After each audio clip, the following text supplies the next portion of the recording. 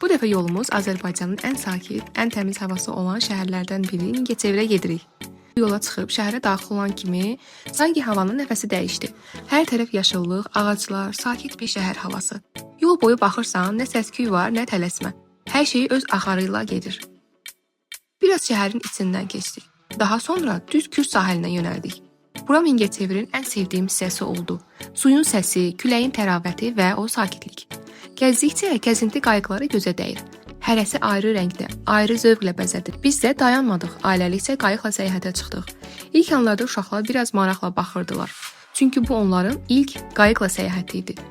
Sonra elə sevindilər ki, sanki bu anı çoxdan gözləyirmişlər. Su üzərində yavaş-yavaş irəliləyərkən bir tərəfdən şəhərin görünüşü, o bir tərəfdən suda dalanan dalğalar həqiqətən insanı rahatladırdı. Suyun üzərində olduğum zaman Antalya yadıma düşdü. Sonuncu dəfə qayıqla səyahətdə orada olmuşdum. Suyun üzərində olarkən çox başqa bir hissdir. Sanki hər şeydən biraz uzaqdasan, amma çox yaxınsan. Biraz gəzintidən sonra Kür sahilindəki restoranlardan birinə keçdik.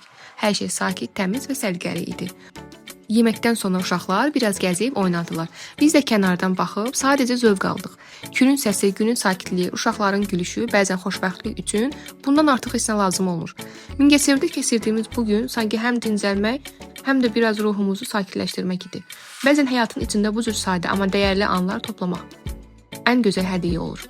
Gün bitdi, amma yadda qalan o qədər xatirə qaldı ki, su üzərində sükut, uşaqların sevinci, ailəmlə bir yerdə keçirdiyim onlar hamısı bir yerdə mənim üçün Mingəçevirin ən gözəl xatirəsi oldu. Videonu bəyəndisə bəyənməyi, like etməyi və kanalıma abunə olmağı unutmayın. Hələlik görüşərik.